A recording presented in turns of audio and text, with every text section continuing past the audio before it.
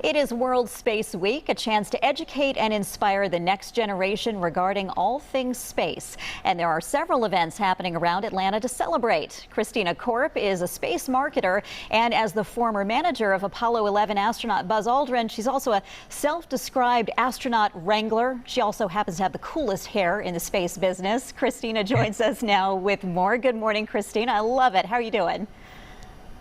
Good morning, Joanne. Thank you so much for having me. I'm very happy to be here. Okay, I got to know what an astronaut wrangler is, first of all. Well, people would always call me up and say, since you're the astronaut whisperer, and I would say, it's not really whispering. It's more like wrangling cats. So that's the reason that I've become the self-described astronaut wrangler. Well, this week will keep you busy with that because it is World Space Week. That, of course, kicked off yesterday. And this year's theme is Women in Space. That has a lot to do with NASA's Artemis program. Explain what Artemis is. Artemis is NASA's next missions to send humans to the moon in 2024, and it's especially exciting for me because it's to put the first woman and the first person of color on the moon.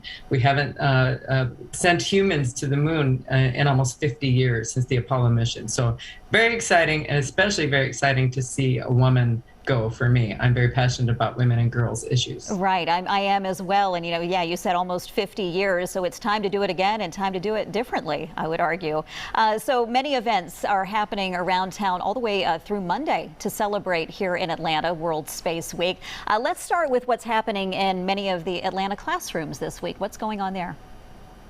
Yes, very exciting. I think at least 14 Atlanta schools and 3 hospitals are having kids make space art on tiles that will become a part of this big giant earthwork that will be in Woodruff Park on Monday for October 11th, International Day of the Girl.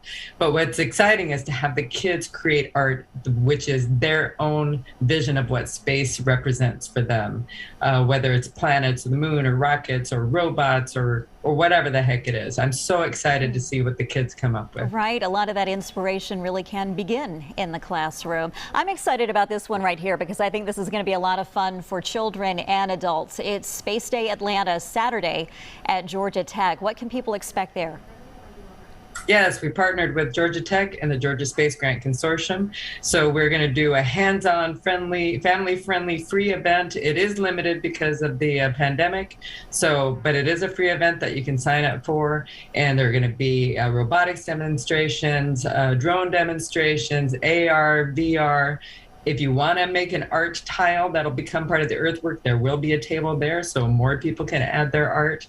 I'll have a couple, or at least one astronaut, Susan Kilrain, who's a Georgia native. She will be speaking along with some other experts in different areas of space. That is awesome. And of course, this all leads to the International Day of the Girl on Monday. So it's very fitting that you do have this tribute tying World Space Week to that with this earthwork unveiling. Tell us more about this.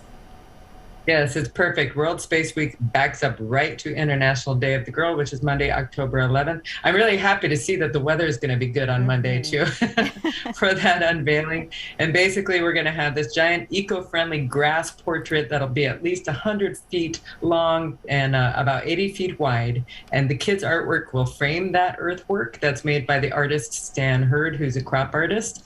We will be taking photos of this from space, from satellites in orbit, and we will have 3 astronauts on board. I'm so excited. Astronaut Nicole Stott, astronaut Susan Kilrain, and now we've added Dr. Cyan Proctor, who just came back from space on the Inspiration 4 mission.